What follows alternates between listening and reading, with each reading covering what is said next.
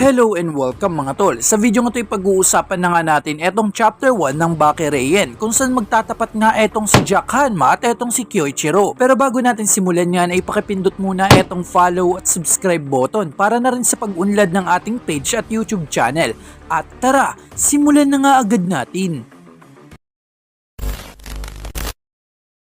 So simulan nga natin mga tol para nga alam nyo ang pagkakasunod-sunod. Pagtapos nga ng Musashi Miyamoto arc ay doon na nga papasok etong God of Sumo arc. At pagtapos naman ng God of Sumo arc ay dito na nga tayo mapupunta sa Baki Reian. So sinabi ko lang to mga tol para nga di kayo magluhan sa pagkakasunod-sunod. So simulan na nga natin etong chapter 1 na may pamagat nga na Fang and Blade. So dito nga sa first panel ay pinapakita etong si Kyoichiro Sabo na naglalakad at may hawak nga itong tungkod. At papunta pala ito dito kay Tokugawa at napasabi nga dito etong si Tokugawa nakakagaan ng loob Sabo. At dito ngay napatanong etong si Sabo na nakagaan ba? At dagdag pa nga dito neto ni Tokugawa na ipinagpapatuloy mo pa rin, napapansin ko yun. At dagdag pa nga dito neto ni Tokugawa na nakikita ko yan sa bawat galaw mo, hindi ka nagpapabaya kahit isang sandali. At sa mga oras nga na to mga tol, etong si Kyoichiro Sabo ay may edad na nga na 63 years old at dito ngay tumawa lang siya sa sinabi neto ni Tokugawa. At ayon pa nga dito kay Sabo na naagawan nga daw siya ng tangi niyang ipinagmamalaki at dahil wala nang ibang magawa ay bawat sandali nga daw mula noon ay binabad niya na nga daw ang kanyang sarili sa pawis at kahiyan. At dito ngay bigla siyang tumawa at dito ngay nagsalita itong si Tokugawa kung saan napatanong nga siya na naaresto ka na noon. Naging matinding pagsubok yun para sa iyo no. At dito nga lumipat ang scene mga tol at ayon nga dito sa narrator na may mga bilangguan sa buong bansa na may kulungang binabantayan ng mga gwardiya pati na rin ng mga pulis na handang sumugpo ng gulo. At sa hanay nila marami ang bihasa sa kendo. At kung di nyo nga alam ang kendo mga tol ay isa nga itong sining ng pakikipaglaban gamit ang espada mula sa Japan na kung saan isa nga itong modernong traditional ng swordsmanship ng mga samurai.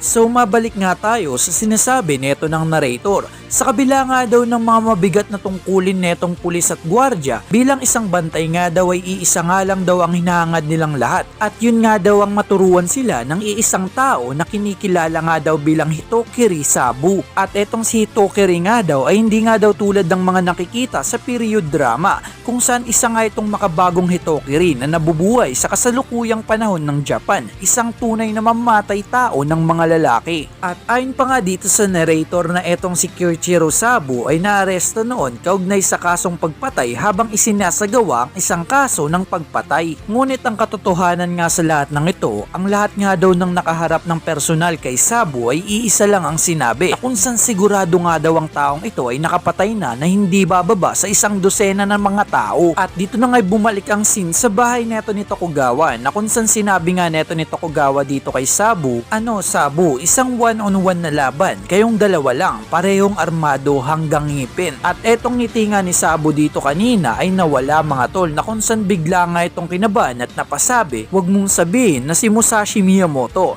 So natroma na nga dito itong si Sabo. Kung maaalala nyo nga mga tol ay pinagharap nga sila neto ni Tokugawa sa underground arena na kung saan wala nga siyang kaalam-alam na ang kaharap niya pala noon ay etong si Musashi Miyamoto at sinira nga ang kanyang mga katana gamit lang ang isang swing.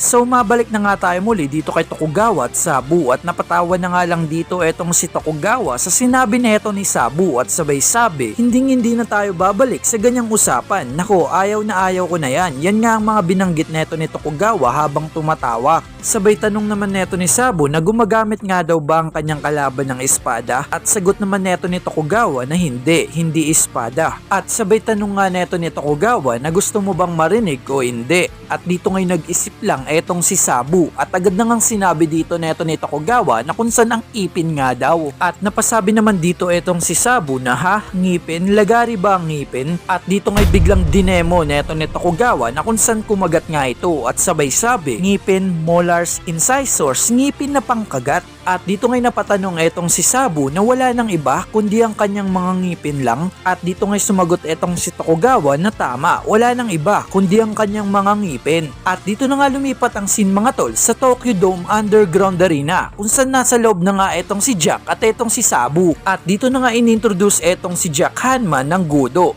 At sa kabilang banda naman daw ay hindi nga daw ordinaryong tao ang kanyang makakalaban. Isa nga daw itong mismong definition ng isang sandata. walang kapantay sa kanilang lahat. Ang kanyang kalaban ay kumakatawan sa mismong talim. At dagdag pa nga netong tukmol na announcer, kapag ang espada nga daw ang hawak neto ay walang sino mang makakapantay sa kanya. At dagdag pa nga dito na para nga daw sa lalaking ito, isa lang ang katotohanan. At yun nga daw ang nakaraan nito ay baon nga daw sa kadiliman. At dito nga mga tol ay pinag-face off na sila. At napasabi nga dito ang announcer, kalimutan na ang mga stats. Sa ganitong kalaking agwat ang nakikita mo mismo ang paniniwalaan mo. At dito nga'y seryosong biglang nagsalita etong si Jack Hanma, na tinanggap mo ang kahilingang ito na tila walang katwiran. Hindi ko masasabi kung gaano ako nagpapasalamat sa iyo.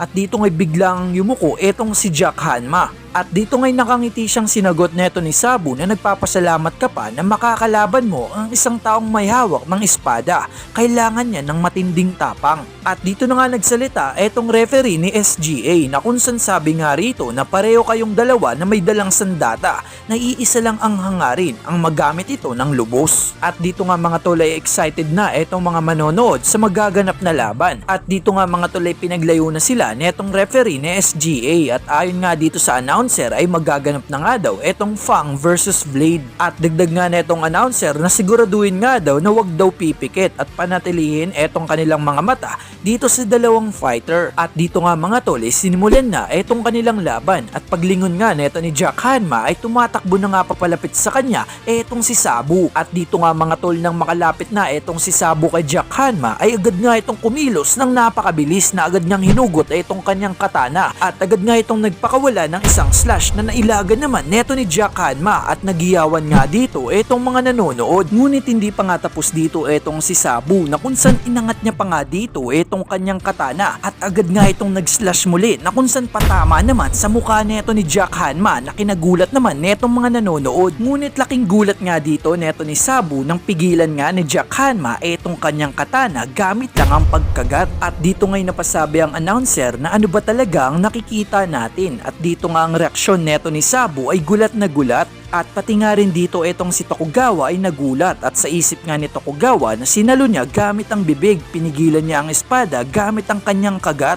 At napasabi nga dito ang announcer, ang mga ngiping titanium na ito ay nakapigil sa espadang bakal. Samantalang etong si Sabu ay gulat na gulat pa rin sa pangyayari. At dito nga etong si Jack Hanma ay kinagat nga etong katana na agad namang naputol. At pagbagsak nga netong mga katana ay biglang ang inangat dito neto ni Sabu ang kanyang mga kamay at sabay-sabi na suko na ako. At dito na nga sumigaw ang announcer na we have a winner, the match is over.